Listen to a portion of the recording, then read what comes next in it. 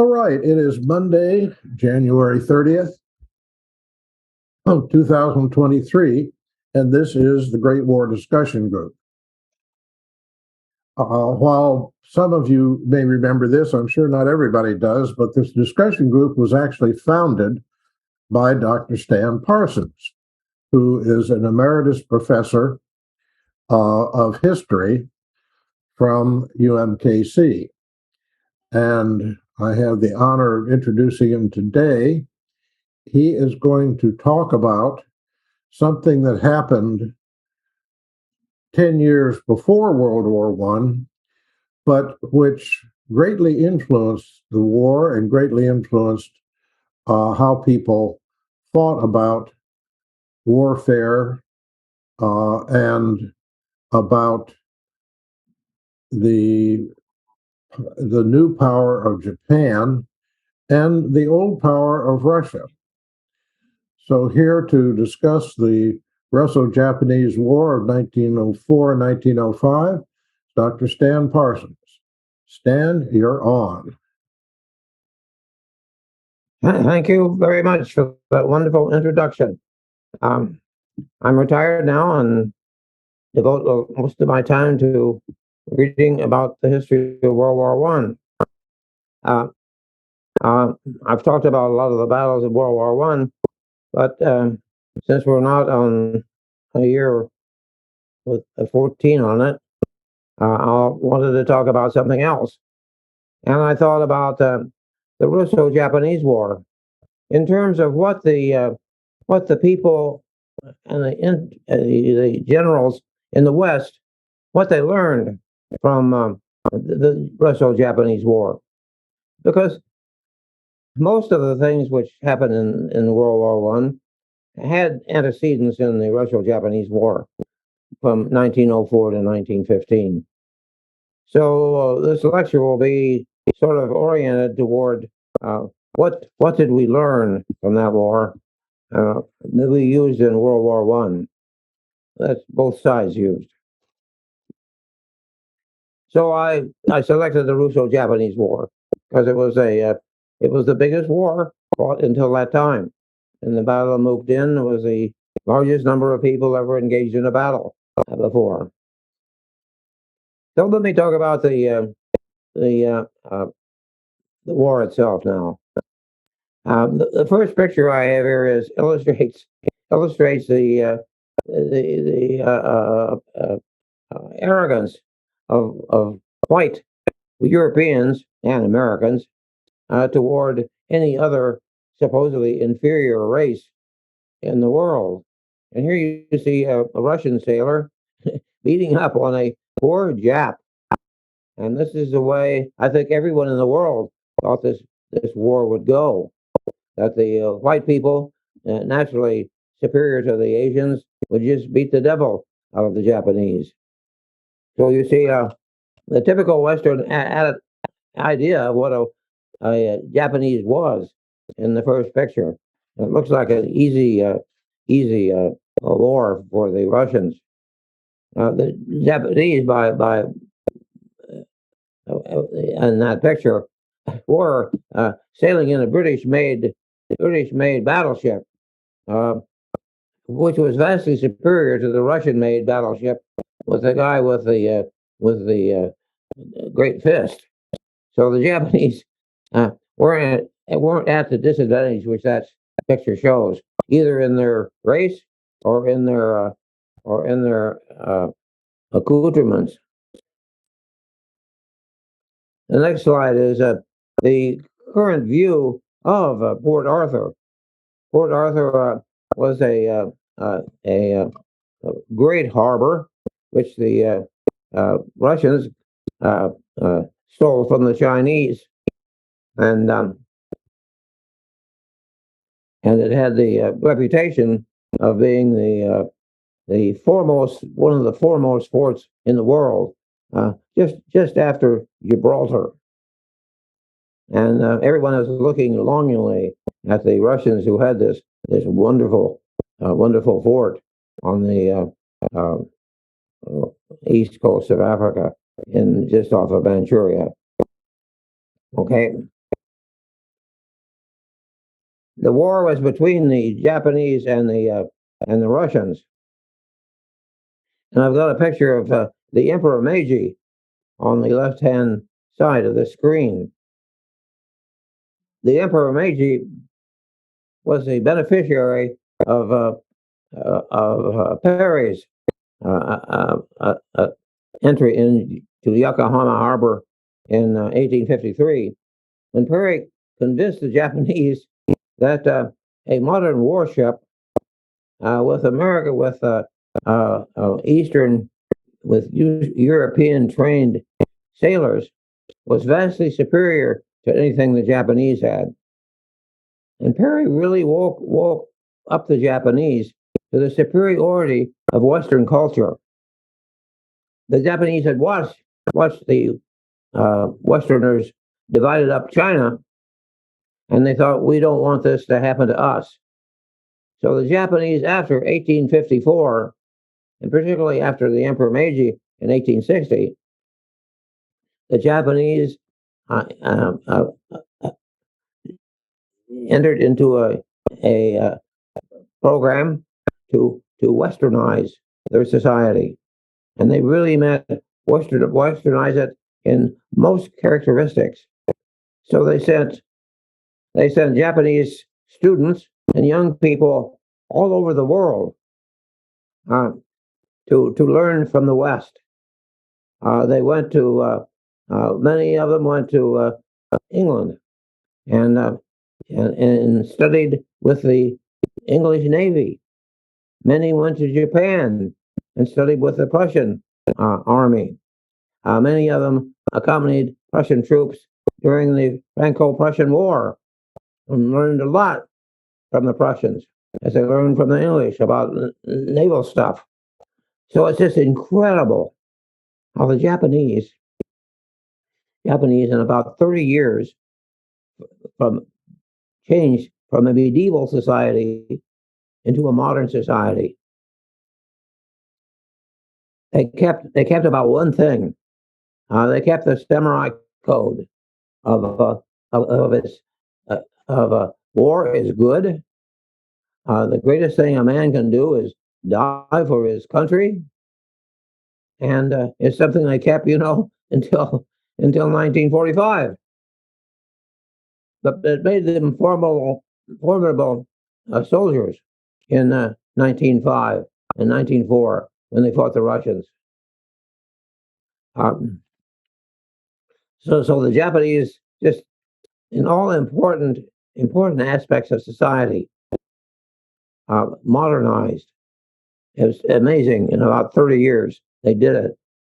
As I say, the only thing they kept was the Bushido Code, which made them into really formidable soldiers.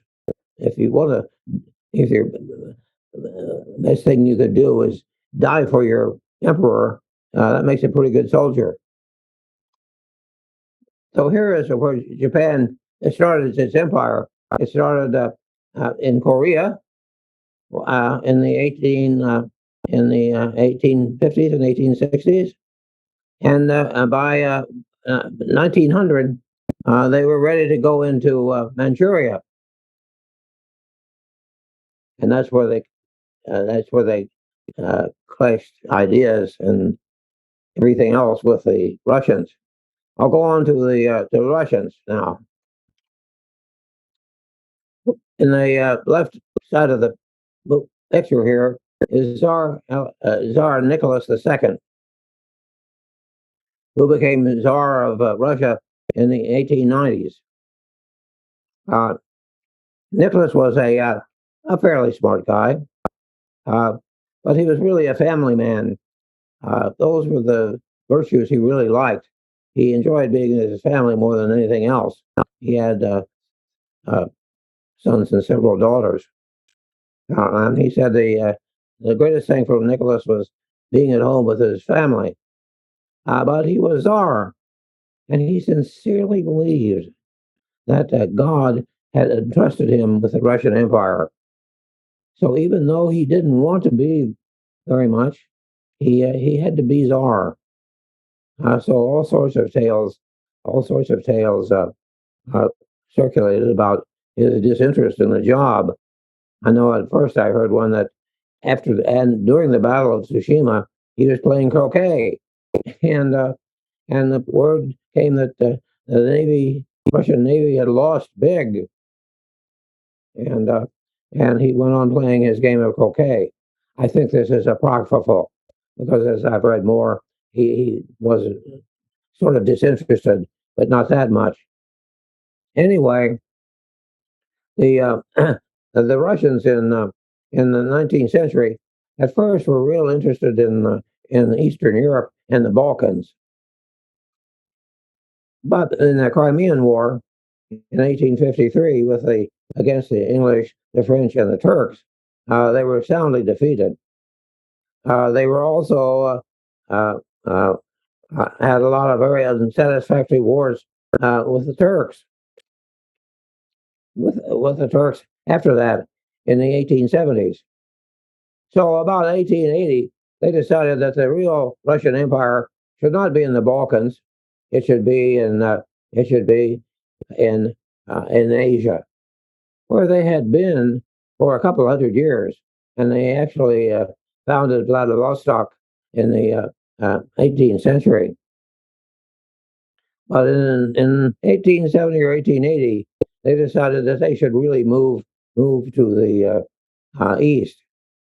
So they entered Manchuria, and then starting in 1890, they started building the Trans-Siberian Railroad. You see at the top here of this picture. The top of this picture, it goes from Moscow to Vladivostok,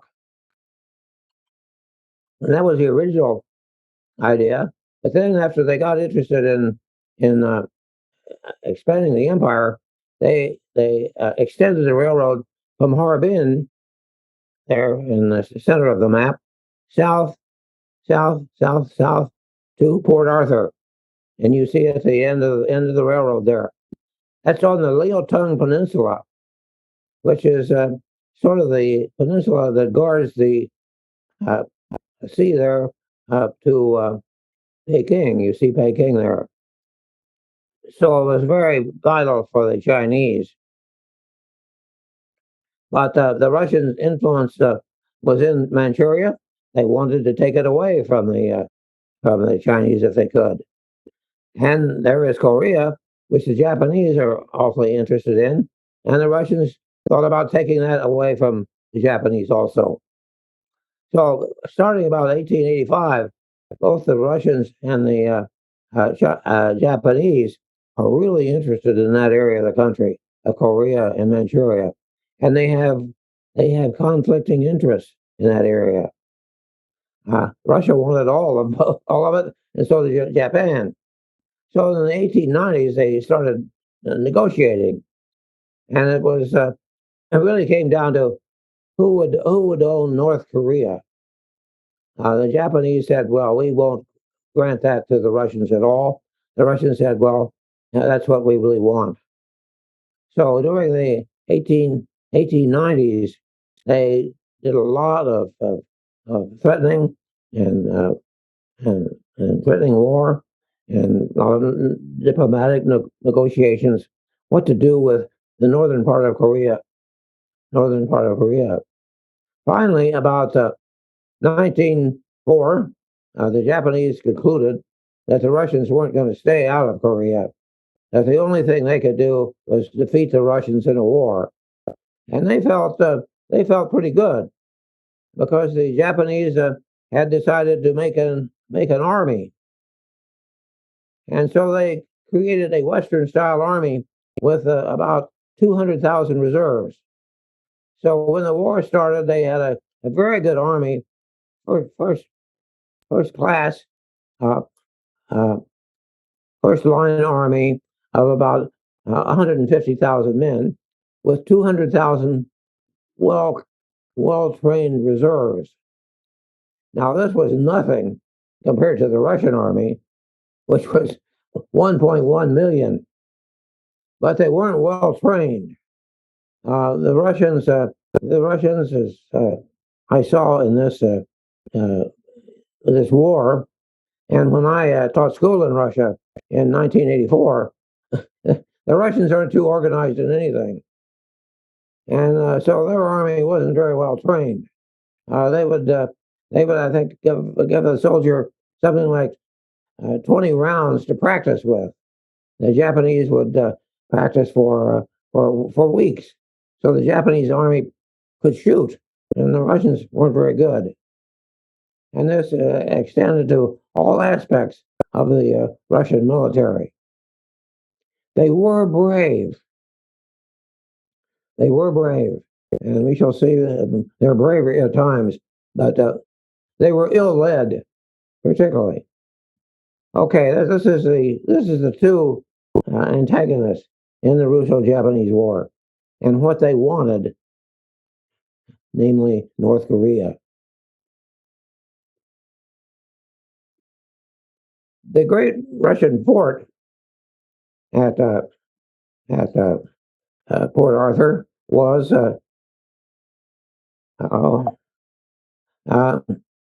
as I mentioned before, a formidable fort.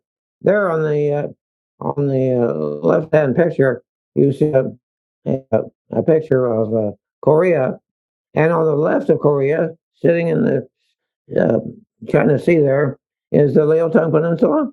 See it dangling down there, way on the extreme left of Korea. On the other part of the map, you go about halfway down Korea, is Munupo, the name of the Korean port there, which is now named Incheon. On the right there, you see the Liaotung Peninsula. At the top of the screen is Manchuria, and dangling down there on the left side of that picture is the Liaotung Peninsula. At the end of it is Port Arthur, a formidable fort.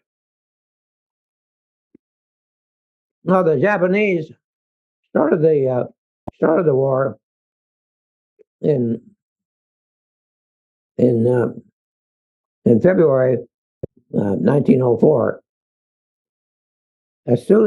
Almost as soon as they did that, they landed troops in Incheon or Berlampo, and marched to Pyongyang, and then up to the Yalu River, which you see there in the center of the Korean picture. They landed troops in Incheon about 2 months after they hit Port Arthur. I'll go on to this slide now. This is the ship and the admiral, which the Japanese snuck up and instituted a Pearl Harbor sneak attack on the Russians on February 9th, 1904. So they had determined that they were going to go to war, and they said, "Well, if we go to war, we want something big in the beginning and cripple the Russian fleet." So their great admiral, Admiral Togo, was given the job of taking a fleet up to Port Arthur and staging a sneak attack and sinking all the Russian Pacific Fleet, which was a sizable fleet. The Russians were ambitious in the Far East, and they had a fleet there, and it was the best fleet they had. All the best ships and the best sailors were in the Far East. They were sort of preparing for war too. The picture on the upper right there is of the flagship of the Japanese fleet, the Imperial Japanese Navy (IJN), the Imperial Japanese Navy Mikasa, which was the lead battleship of the Russian fleet of about 6 battleships and about 10 cruisers and 30 torpedo boats that attacked Port Arthur. I put the flag.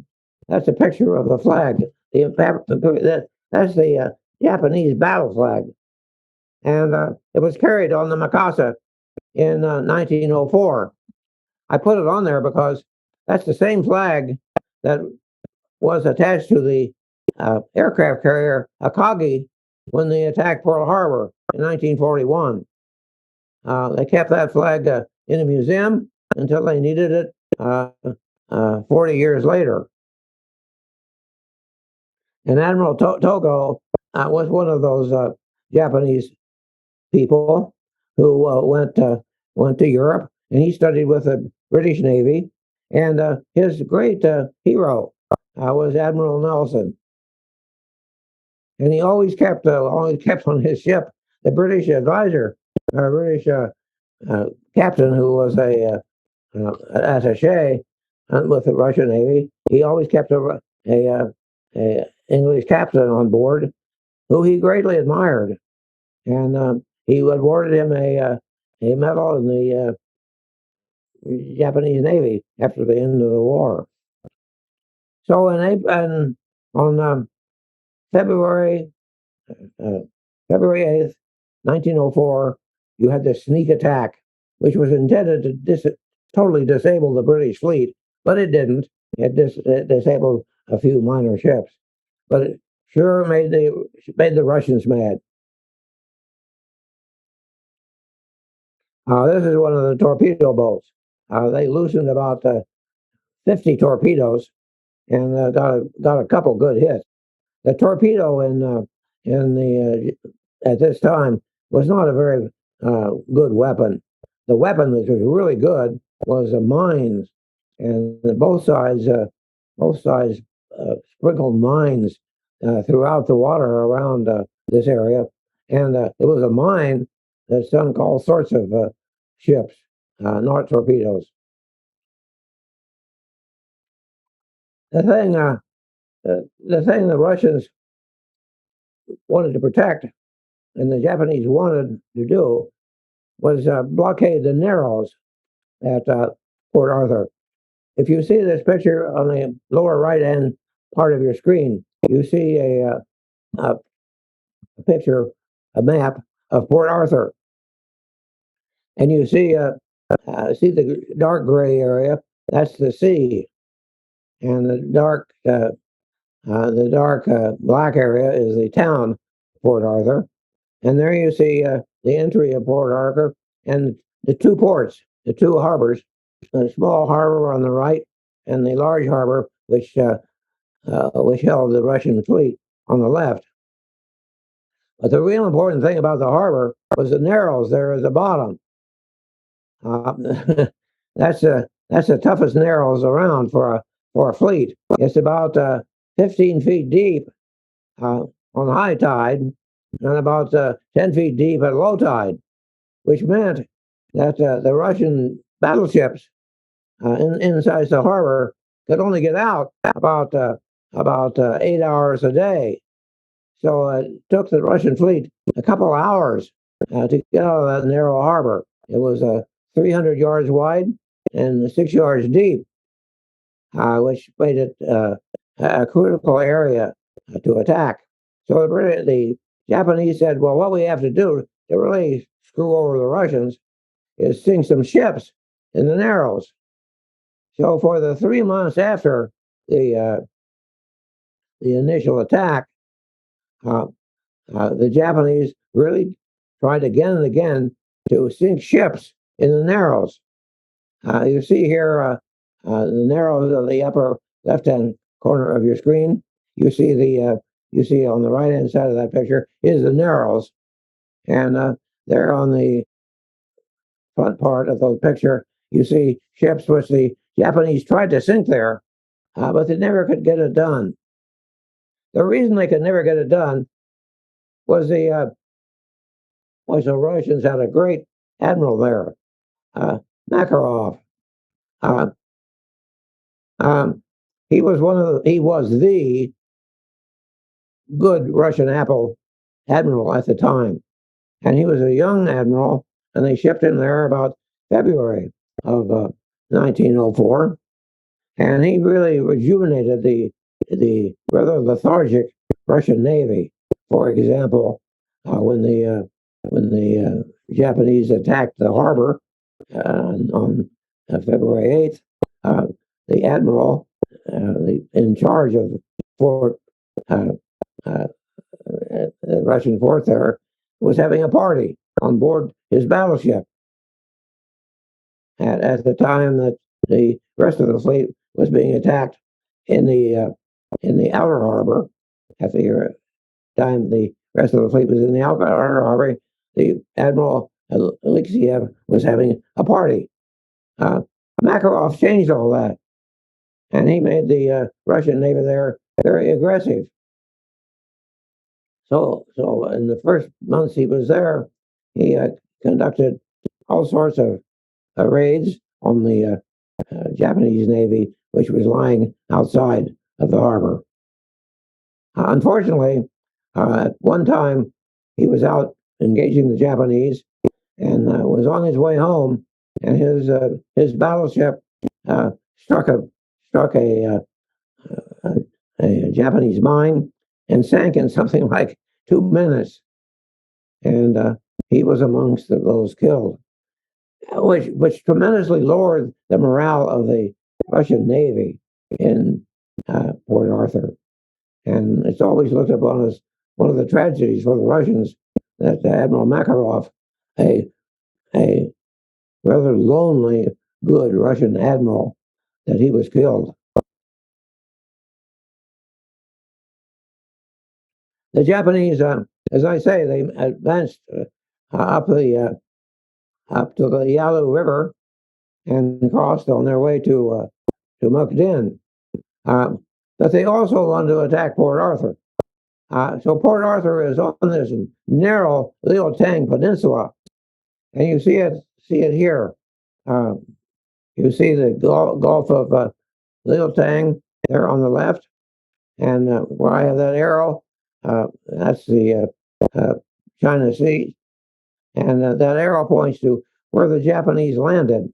So many of them marched up from the border of the Yalu River, but this group, the First Army, landed in May '04.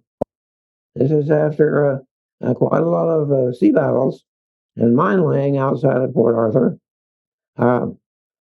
The Japanese who were going to invade Port Arthur landed at this town about 60 miles north of Port Arthur, which was on the end of the Liaotang Peninsula. And I have a picture of them wading ashore there. The tragedy for the Russians was the group which landed that army at Pizzawa came in 40 troop ships. If the Russian Asiatic fleet holed up in Port Arthur had left Port Arthur, they could have sunk a lot of troop ships, even though they might have been defeated. But the Japanese would have had a real tragedy on their hands. But the Russian, after Admiral Makarov was killed, the Russians didn't do that. They didn't leave the harbor at Port Arthur at all. They took most of the cannon on the ships and used them for defensive purposes, remounting them on wooden cradles and put up in their forts. Here at Pizzawa, you see some of the Japanese went north. There in those, you see them marching there according to those arrows, and some of them went south to this fort here at Nansang. This is the narrowest point of the peninsula, and you can see in Chechao Bay there on the left, you see the Japanese fleet there, and then you see on the right, you see the bay reaching almost up to the town. Where you see a lot of little black marks, which are the Japanese lines, and then but there's a mark of this great hill, Nansang Hill, and the Russians had a great opportunity to really hold the Russians, to hold the Japanese there, but they had two two generals, which shows you the incompetence of the Russians. On the left there is General Stossel, who was the commandant of the fortifications at Port Arthur. And General Stossel kept his job until the fort surrendered, and he surrendered when he still had something like 30,000 men, enough champagne and cognac to last those Russian officers forever, and a lot of food. And he surrendered in January of 2005. At the time, he was a great hero for defending the fort, but after they found out that he had all that stuff, that he could have defended the fort much longer, he was court-martialed and sentenced to be executed. But the Tsar, namely the gutless guy he always was, pardoned him after about 10 years. The guy on the right was the commander of the hill there, Nansang Hill. He was given one regiment to defend the hill. Stossel took the other three battalions of the regiment and faced them south to intercept any Japanese who were coming from the south. Of course, there were no Japanese in the south, so this was a stupid move. But it shows you the quality of the Russian soldiers. The regiment on Nansang Hill held out for a whole day, and the Russians fired more shells at the Japanese. The Japanese fired more shells at the Russians than the Japanese had spent in the entire Sino-Japanese War, which preceded this, the war against the Chinese. So the Japanese had a lot of stuff, and they had a hard time taking this hill over 1,000 Russian soldiers. They took the hill by going out on the Qinghai Bay there. See the battleships, and it's just to the right of the battleships is the harbor, and the Japanese went out on the beach there and surrounded the hill, or attempted to surround the hill. General or Colonel Foch there, Fox, Colonel Foch said, "This is terrible. I have to surrender." So the Russians retreated, and the Russians retreated, although they had an enormous possibility of holding that tremendous hill for maybe a month if they tried.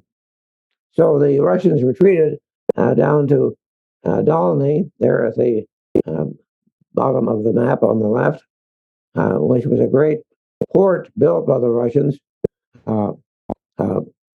which became a great port for the Japanese when they attacked Port Arthur. Okay, this was the Battle of Nansen, which opened the way to Port Arthur for the Japanese. These are the forts of surrounding Port Arthur.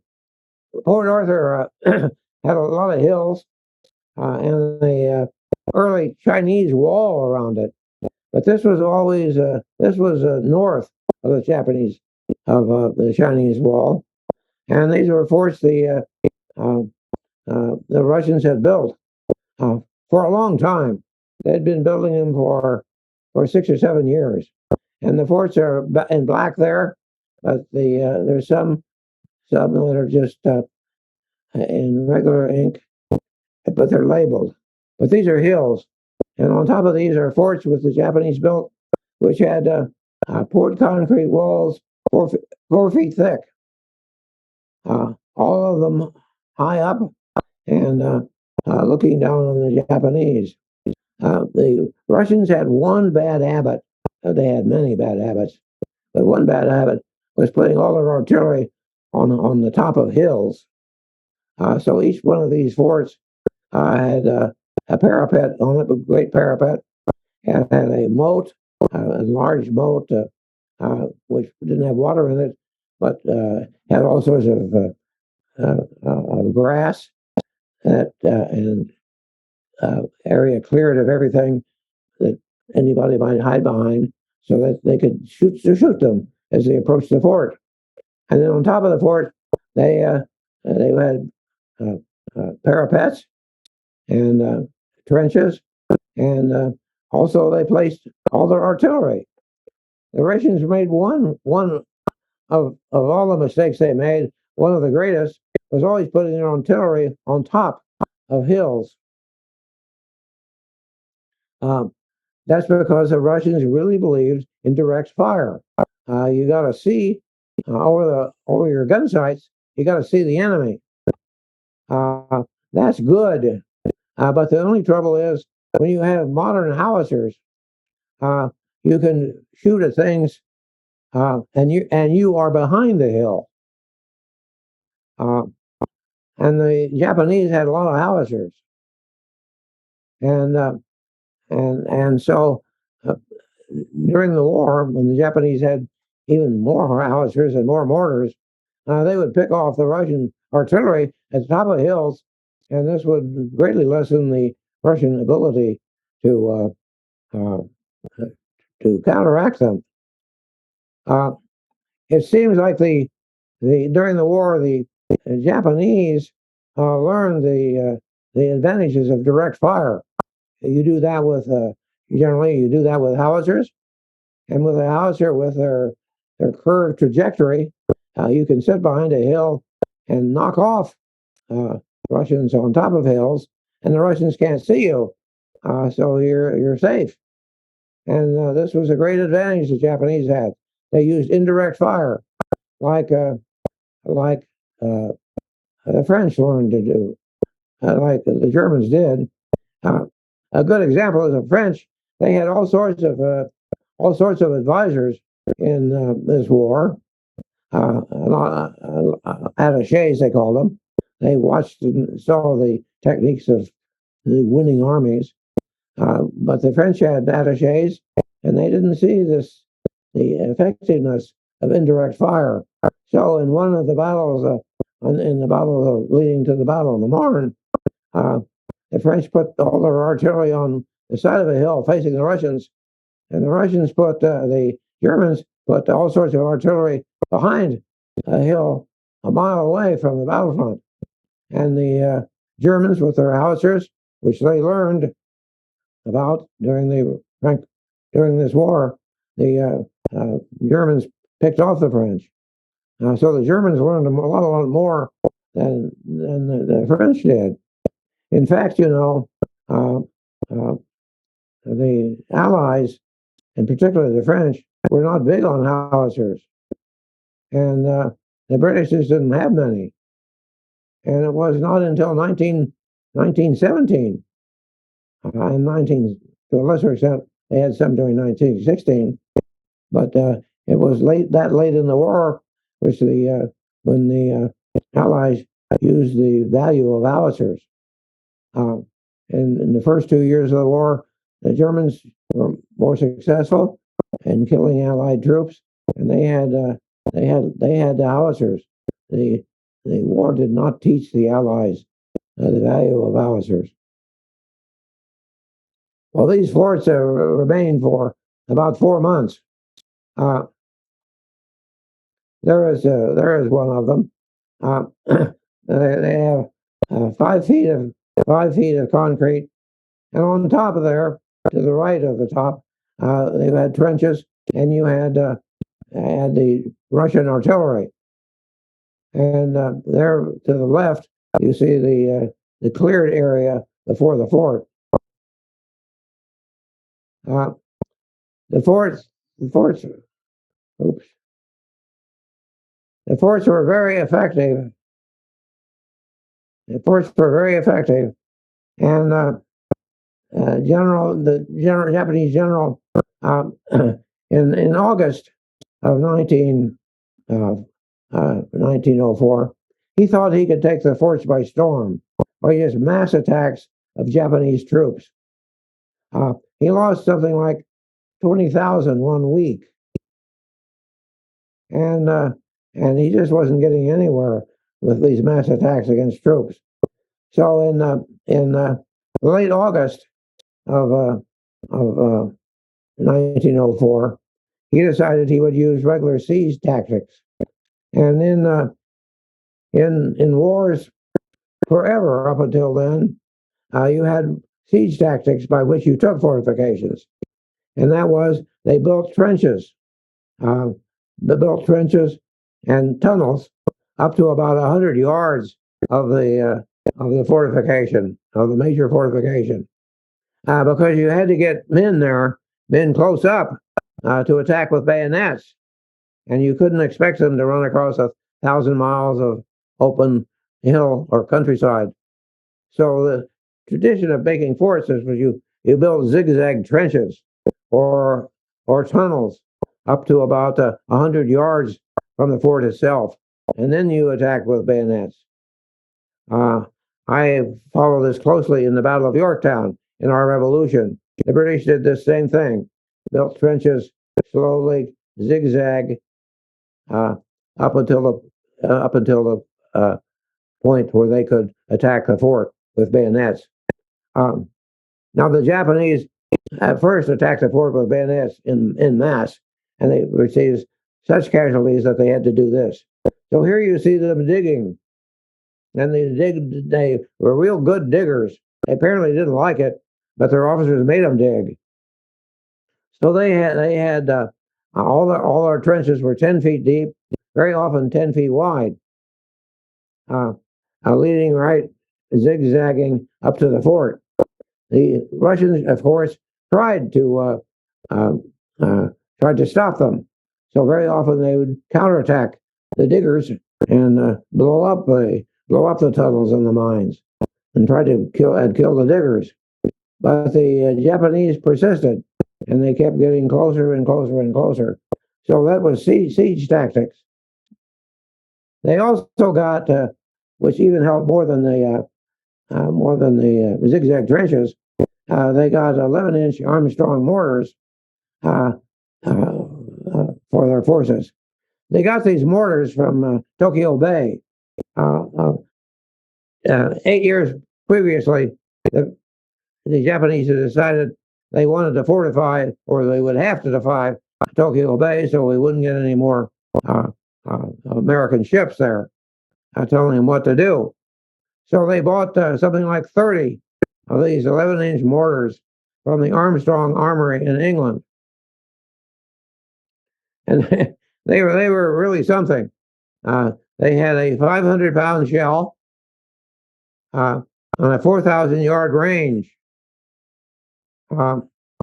They also they weighed something like 20 tons, and then they were implanted in that concrete bed you see there. They were implanted in 20 ton of concrete. So it's an enormous effort by the Japanese. But these guns proved the difference in the siege. Eventually, they just reduced all of the Russian fortresses to rubble. But it took a long time. Those 500-pound shells would crash through the 5-foot armor of the British force. While all this was happening, this is the fall, summer and fall of 1904. The Russian fleet at Port Arthur was wondering what to do. They managed to plant enough mines outside the harbor that when the Japanese started to mine the harbor, they would blow up. So the Russians had a fleet in Port Arthur. The most important fleet in the Russian Navy was at Port Arthur. They had anticipated fighting the Japanese beforehand, and so they had shipped most of their good stuff just to the Far East and was based in Port Arthur. The problem was they had these admirals who didn't want to fight. They gave up on trying to intercept the Japanese troop ships. But finally, the Tsar said, you have to fight the Japanese. You have to take the fleet out in the Sea of Japan, go to Vladivostok, and unite with the small Russian fleet there, and then defeat the entire Japanese navy.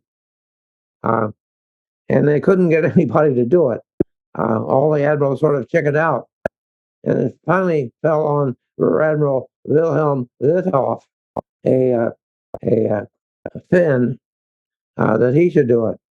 Admiral Withoff said, "I don't want to do it. I want to. I've always been a desk admiral. I'm not used to fighting battles." But they said, "Well, you're the ranking admiral here. You have to take the fleet out." So in 9/10/04, the Russian fleet with their 8 battleships went out into the Yellow Sea and steamed toward Port Arthur. But they unfortunately they were intercepted. Let me go back here. They were intercepted by Admiral Togo and defeated. They were defeated because the Russians were doing all right until a Japanese 12-inch shell hit the bridge of the Russian battleship there. The bridge is armored, but it can't stop shards of steel flying through the armored bridge. One of them got the brain of Wilhelm Wilhoff. It also screwed up the steering mechanism, so the ship went off to the left, and his ship was leading the Russian ships, so all the Russian fleet followed him off to the left. And of course, this was away from the Japanese, 90 degrees away from the Japanese. So, the Russians just sort of congregated in one area. The Japanese had the range, and they massacred the Russians. And the Russians went back to Port Arthur.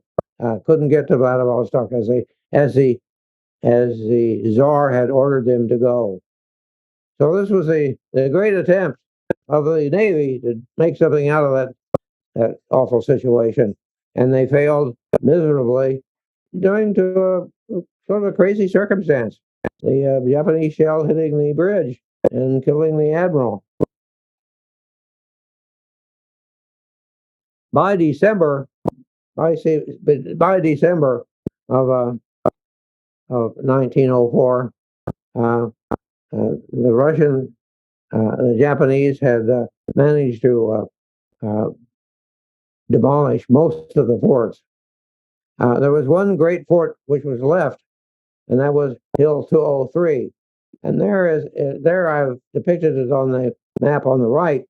I've depicted where Hill 203 was. If you notice and you know your map reading well enough, you can see that Fort 203 overlooked all of Port Arthur. The Japanese had spent 4 months trying to get to the top of Hill 203, but by the time they did, in December of 1904, that's the 1st of December 1904, by the time they did, the forts on top of the hill had been utterly demolished. There was nothing there. They also had a hill close by which they could bombard the relief and the counterattack troops that the Russians had used. So by December 1904, the last of the great forts that protected Fort Arthur, and the most important by far because it totally overlooked the harbor, it had fallen. And this was a bad day for the Russians. You see the hill there and see how it overlooks the harbor, which means that the Japanese artillery officers on top of the hill could observe everything below in the harbors. and in those two harbors was the entire remnants of the Russian fleet. Uh, so so they began to work on the ships in the harbor, and after about it only took 4 days. Oops! Oh no! I did this. I did this because I want to emphasize the fact that while things were happening, devastating things were happening in the Far East, the Russians were way behind in what they were doing on everything, because this is the time that the howitzers began to sink all the ships in Port Arthur. Just about this time, the Russians finally got a relief fleet.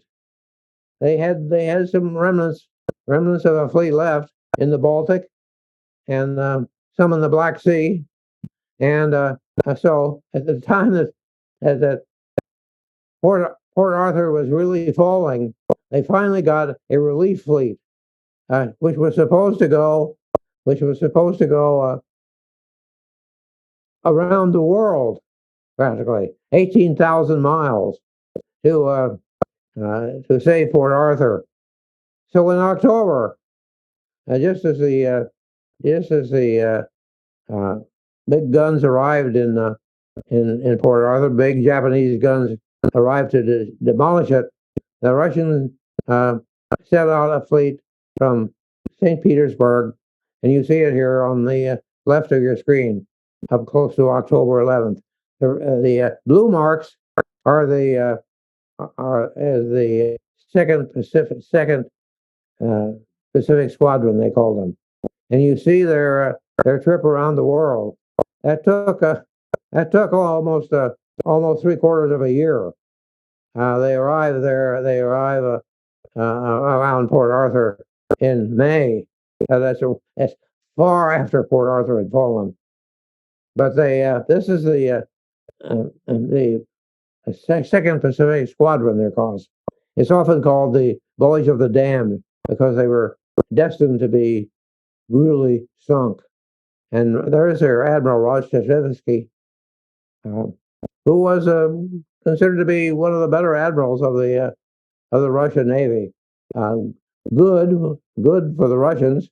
He was good in artillery, and he was pretty good in discipline. Uh, he tended to scream a lot, and when he got mad, he'd throw his binoculars over the side of the ship. So when they left, they took up a trunk full of binoculars to handle his anger. So this is a trip they took. Uh, uh, I've shown it on the map, and I'll kind of keep track of it as they go along.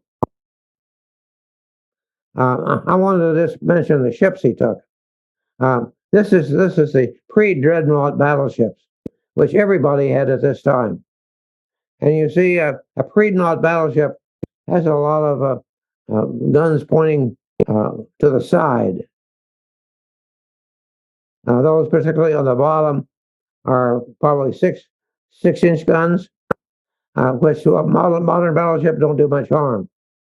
So the pre-modern battleship just has a lot of small artillery on board.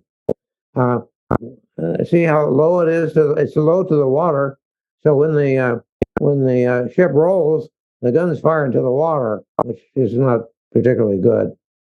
But these ships were built from about the 1885 until 1905, and this is what the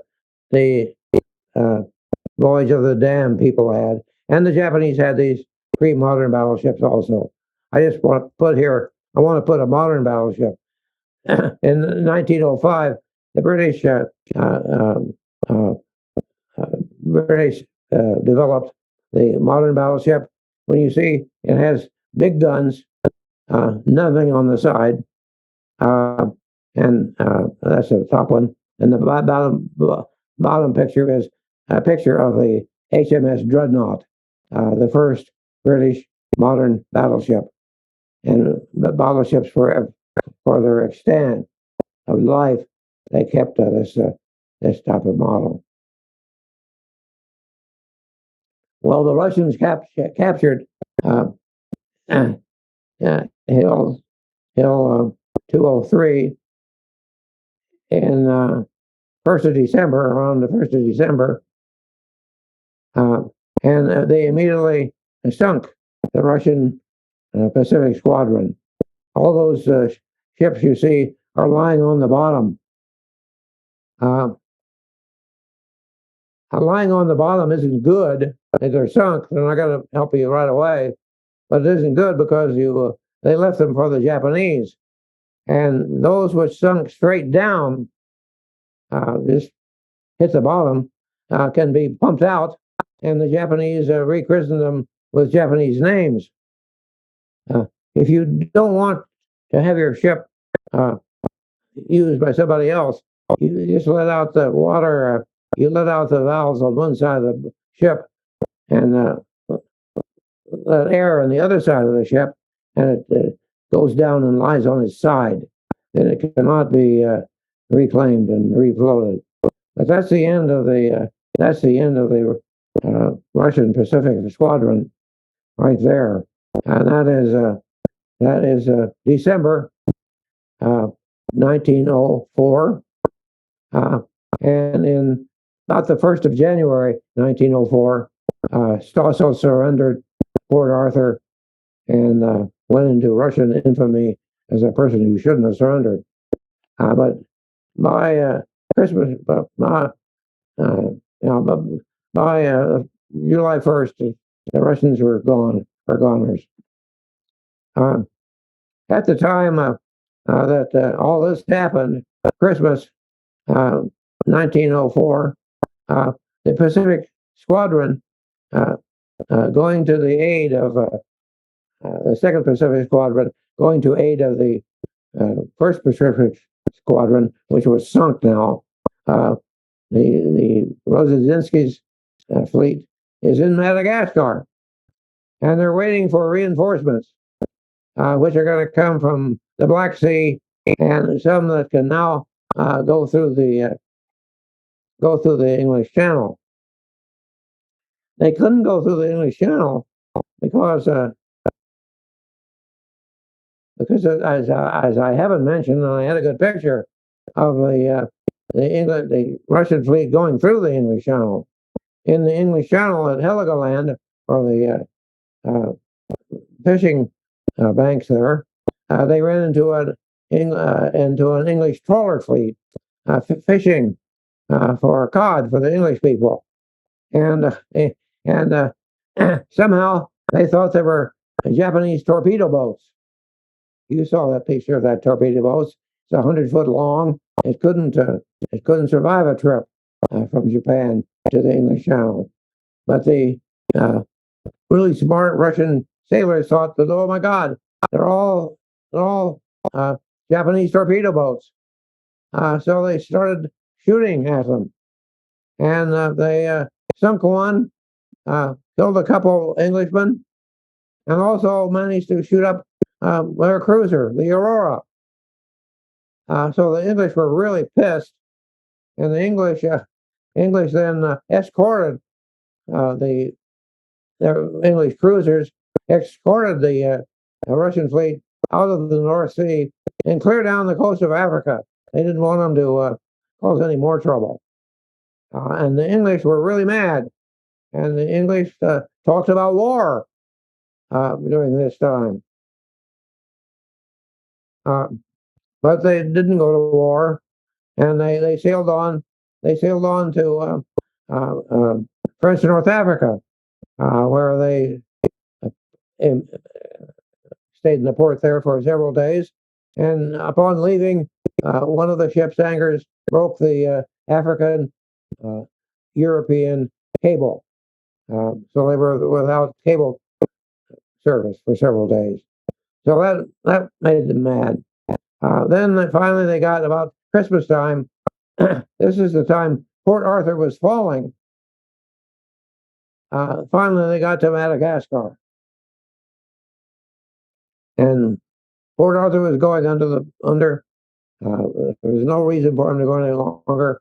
but they stayed in Port Arthur. They stayed in Madagascar for 2 months, and there they were waiting for reinforcements from Russia, which could come through the Suez Canal, because the English had got over being so mad about this fishing fleet, and so they wintered or Christmas time in Madagascar, at which time the lax discipline on the ships let some sailors bring crocodiles on board and all sorts of weird birds and stuff.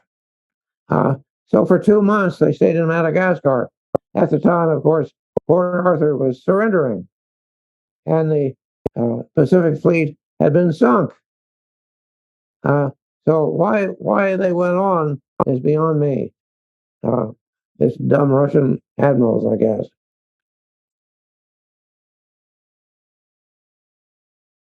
And flashing back again, while all this happened, while they were leaving Madagascar, you have Bloody Sunday in Russia. The fall of MacArthur, Port Arthur, and all the defeats that they had suffered in 1904 really made the Russians mad. They were mad also because the system really wasn't working. They had instituted a large group of industrial workers in St. Petersburg and Moscow, and the ones in St. Petersburg on January 22nd wanted to protest their lack of food, which is something you could see they'd be pissed about. And so they, under the leadership of Father Gapon, they staged a protest movement in the square around the Winter Palace in St. Petersburg. Halfway through the square, they met the Russian militia, and they were fired upon. And on Bloody Sunday, January 22nd, 2005, led by a priest, stopped by the Russian army, it started the 205 revolution, which had been partially started, by the defeats they had been suffering in the Far East, along with the fact that the whole system wasn't working very well. So the rest of the battle of the Far East is practically over in the Far East, but the Russians are still fighting it and still losing, but now facing an honest-to-God revolution, which results in the Tsar theoretically losing a lot of power. After Fort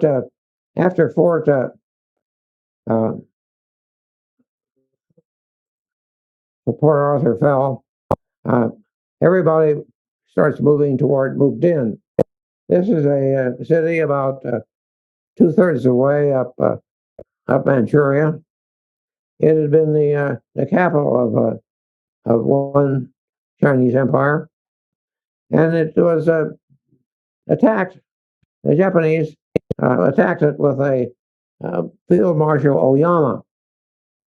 Field Marshal Oyama was one of those Japanese who had gone to Germany during the period after 1860. And he had studied with the German army and been with the German army when they beat the French in 1870. So he loved the German army, and he patterned the new Russian Japanese army after the Prussian army, and he learned all the tricks that the Germans had used in 1870 to beat the French, namely the great German victory at Sedan, where they surrounded the English, the French fort town of Sedan, and captured the Emperor Napoleon and ended the war. So he had his idea of how to fight a war. The Russian general at Sedan was General Kuropatkin, Kuropatkin had been Minister of War. He started the fortifications at Port Arthur, and he was a student of military stuff.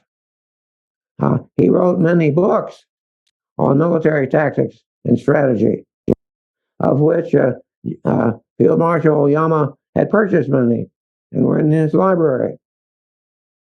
So academically, at least, Kuropatkin was a super general. He wasn't, however, and General Oyama, by the end of the campaign, had moved in, held Kuropatkin in contempt because Kuropatkin was a great scholar, but he wasn't very good on a real battlefield. For example, he didn't really want to commit people to slaughter. So if you really acted like you were going to surround him, and attacked him, he would beat a hasty retreat. And exactly that's what General Oyama always did to him. He attempted to surround him, and then found out that Kuropatkin would always, when he thought he had the danger of being surrounded, Kuropatkin would retreat. So he chased him all the way to northern Manchuria, to Mukden. And you come to the Battle of Mukden here, and you see this is a big battle. Something like a 500,000 men are involved, more than 500,000 men. And you see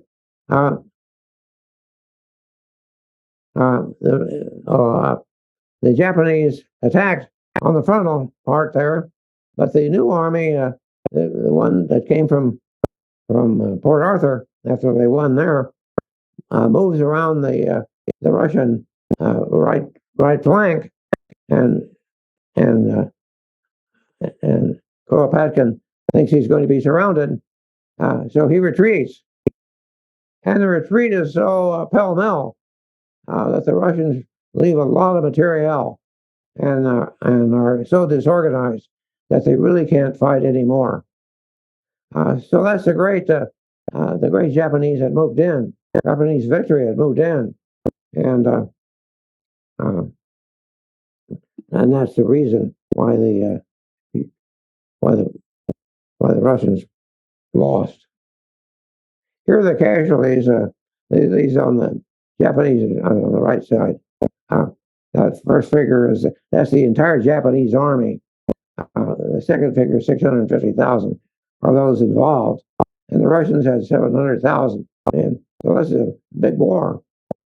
And there's your casualties.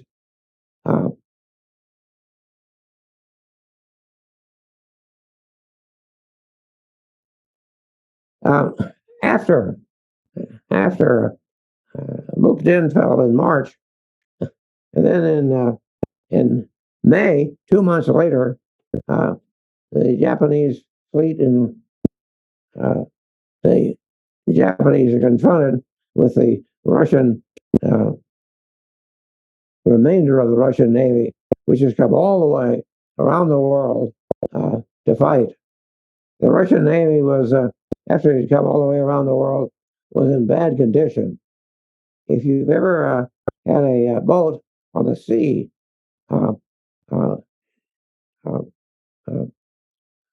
bad stuff, algae and stuff forms on the bottom of the boat, which cuts down the speed and the maneuverability. What's more, the Russian Pacific Squadron didn't practice. They had the whole Indian Ocean to practice on, but they didn't have any ammunition. They had enough ammunition on board just to fight one battle, they thought. So the Russians did not practice marksmanship. On the other hand, Admiral Togo, who we see on the right there, Admiral Togo had those 4 months to practice marksmanship. So his gunners could really shoot. And so the Russians were slower, about 3 knots slower. They could move than the Japanese could, and that's a real advantage. So here you see on the left is the Battle of Tsushima, and you see the Japanese, who are the black ones there. The black ones there are the are the Japanese, and the Russians are coming up from the south on the bottom of the screen. And Admiral Togo does what every admiral since Nelson has tried to do in a sea battle. He crosses the T, and he crosses his fleet uh, crosses the course of the fleet coming up from the south. That when you cross the T, that means that your guns, which you have basically on the front and the back of the ship, your big guns, all of them can fire at the other fleet. Whereas the fleet coming up from the south, only the guns in the foremost turret or turrets can fire forward. So you outnumber in terms of guns, you outnumber the opposing fleet at a critical time in the battle. And so Admiral Togo did what I'm not sure if Nelson did it or not, but he did what Nelson did maybe at the Battle of Trafalgar. So he crosses the T, and then he conducts another complicated maneuver. He just reverses course in a short distance, reverses course there on the left. This apparently is a very difficult maneuver to maneuver a whole line of battleships in a curve like that.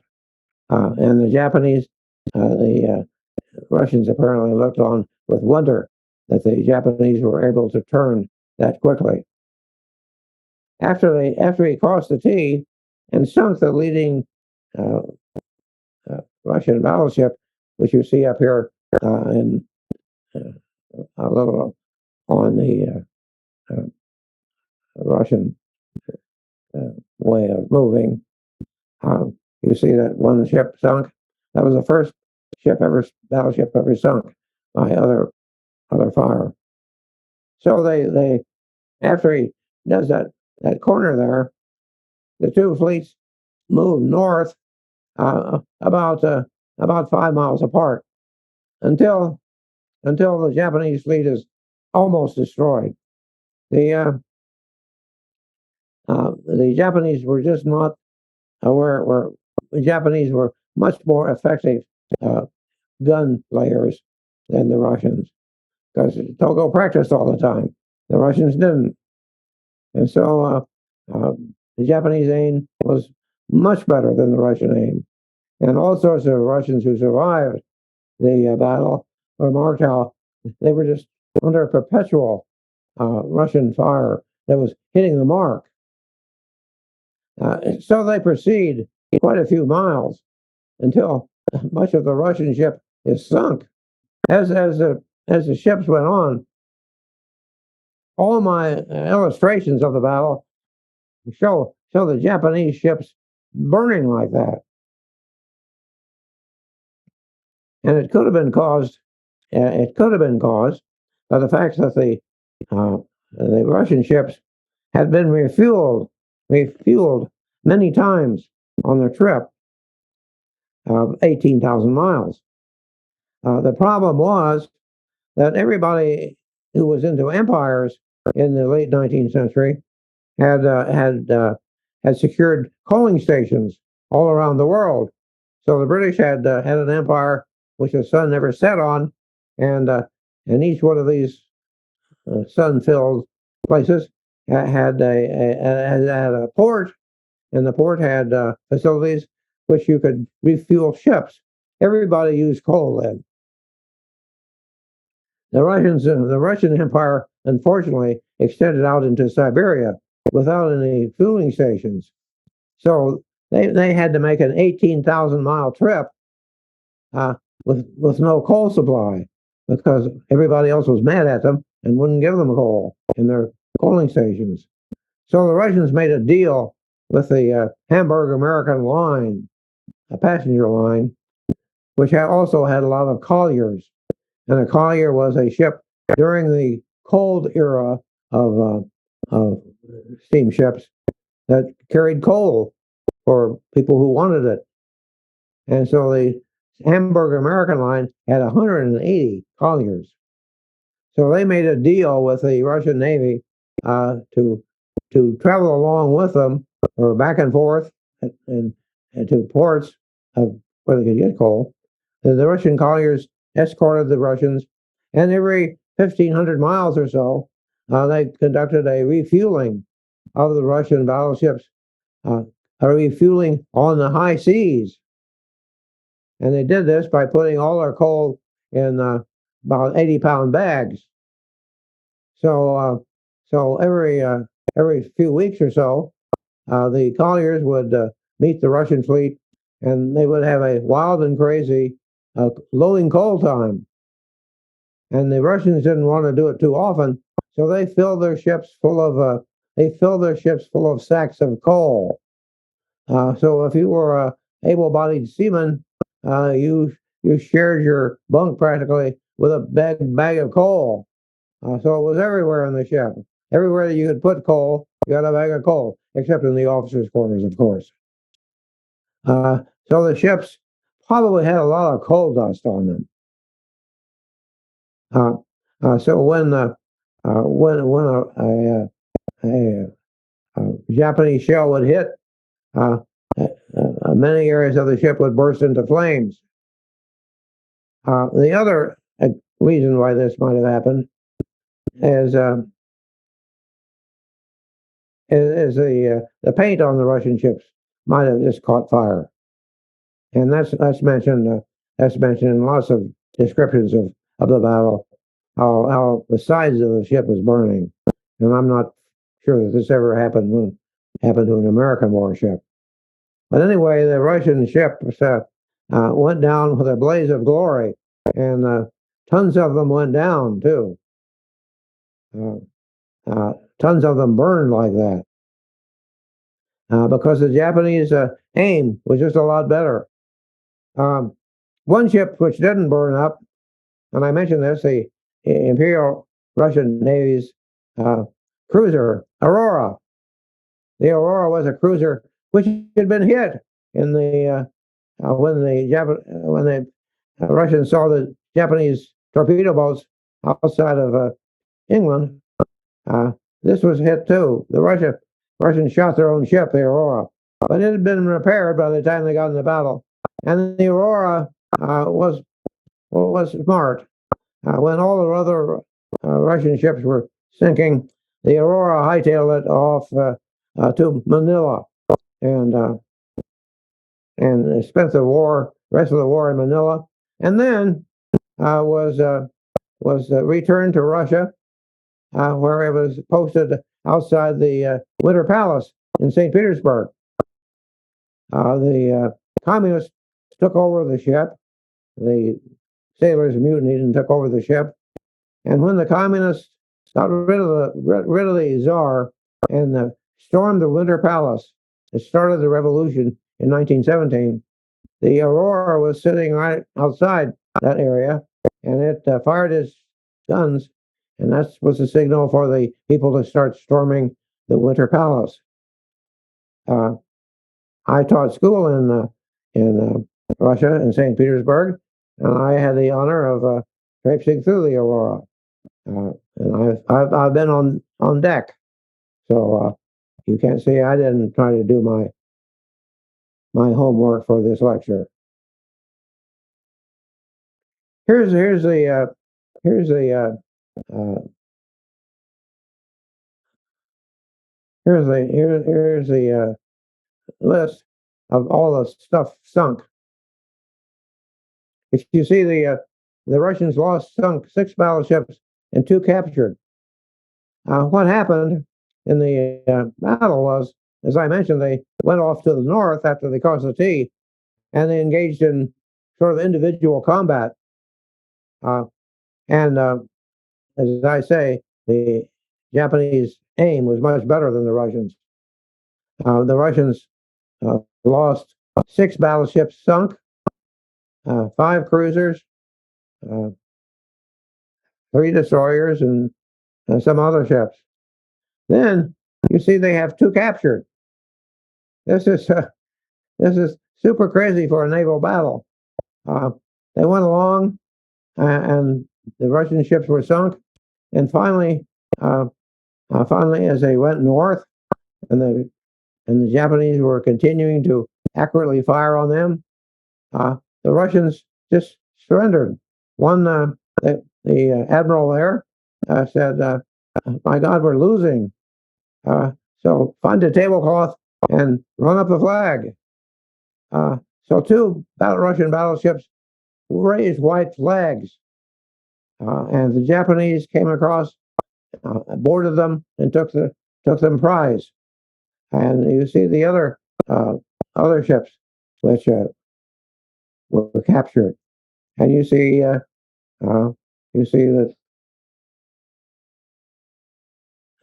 they don't list the cruisers there because the Aurora got away. So the Japanese lost 6 battleships, two battleships captured, 1 destroyer captured. I say only naval battle in history, I think. Oh no, this is similar to the type of battle you fought during the Napoleonic Wars, where they would shoot at each other, knock down the mast of one battleship, one warship. Then they would board the ship. That was what Marines were for, and then they would take the ship captive. So during the Napoleonic Wars and wars such as this, many ships were captured, but not in the modern era. You don't get captured. Well, so the great battle of Tsushima, in which the Russians suffered such an incredible loss, uh, took place in May 1905.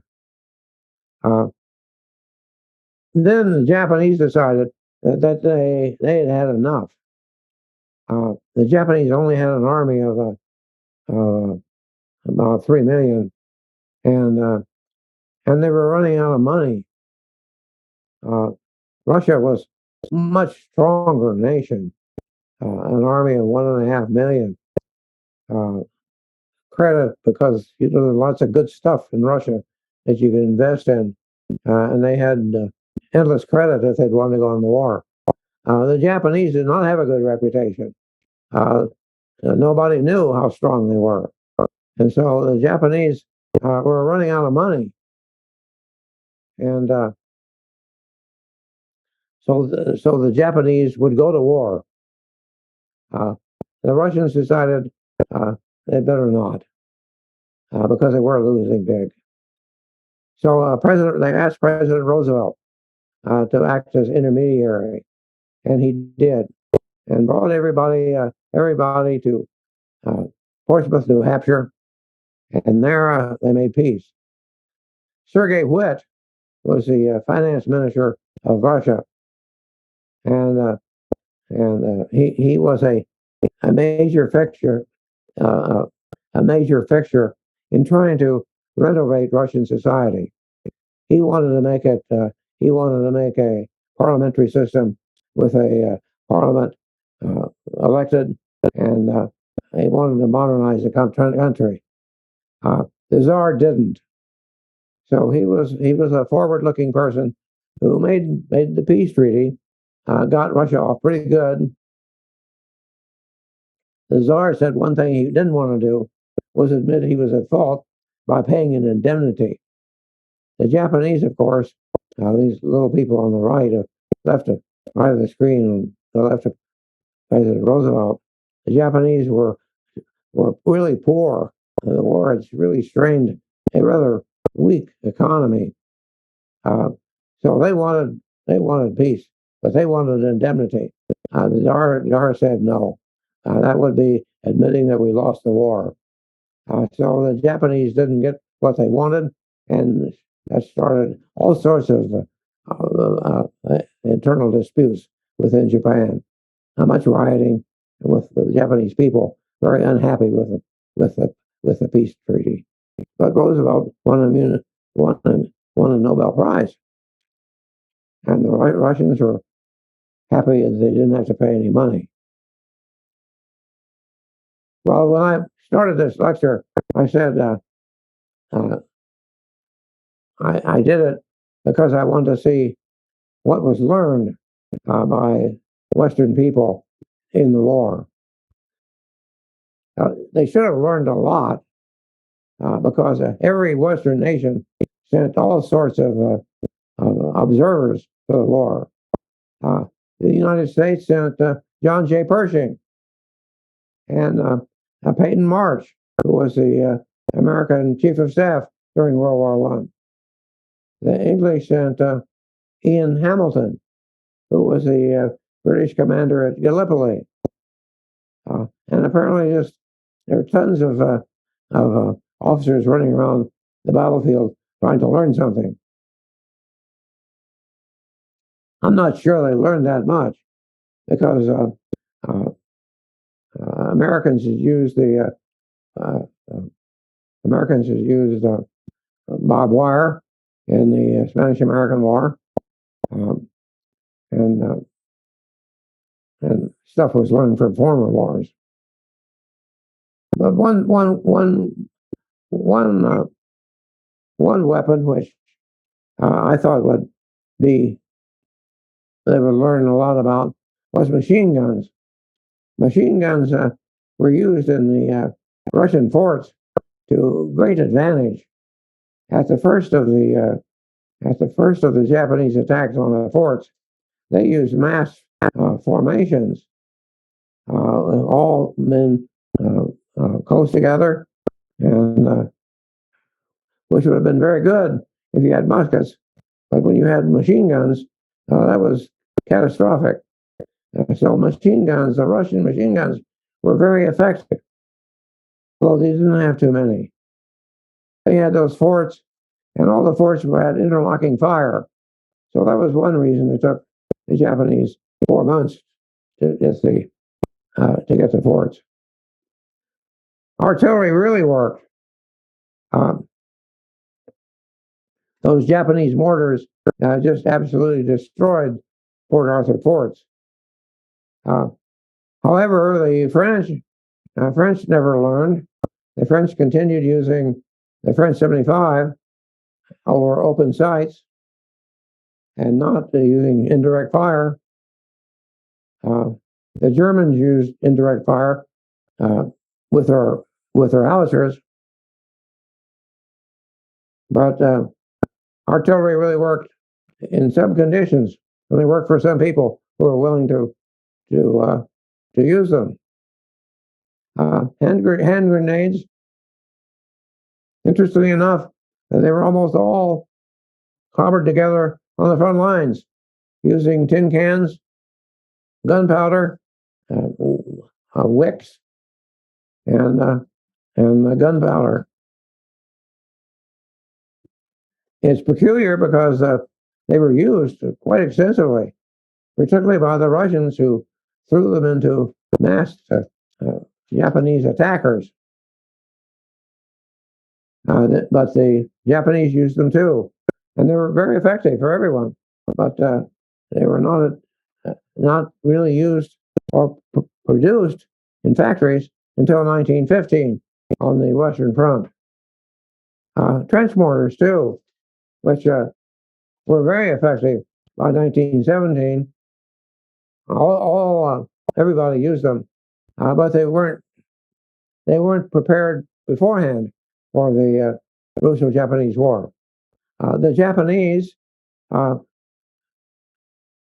the front clobbered together bamboo staves and wrapped them with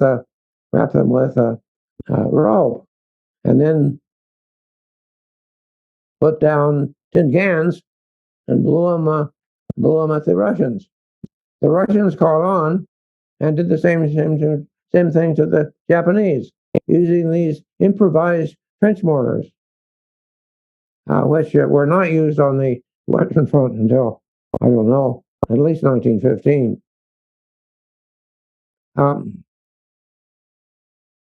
Close order infantry formations in attacking something. The Japanese used them at first and took these horrendous casualties on the forts at Port Arthur. But the Japanese learned.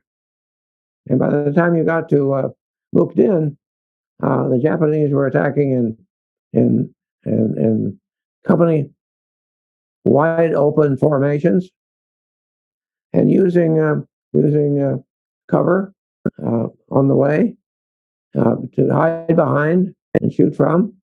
The Japanese even filled gunny sacks with sand and carried them and flopped them down in front of themselves when they would flop down and shoot at the Russians. So using shields like that was never really adopted on the Western Front during World War II. But they certainly got over close order attacks, which a lot of people were using in 1914. Trenches, oh boy, everybody used trenches. Everybody had been using trenches since the Civil War, and both sides used them during the war. Both sides also used barbed wire, which the Americans used during the Spanish-American War. So quite a lot was learned. Not too well. Some nations learned more than others. The French were particularly slow in attacking things. So that ends my lecture. Any questions? Okay. Thank you for listening to me. Stan, that was really good. And thank you very much for all of that. It's just sort of amazing that they had this war way far away from Europe, and everybody sent observers, and they could have learned all kinds of lessons. But as you say, they didn't learn enough. It was there to be learned. That's right.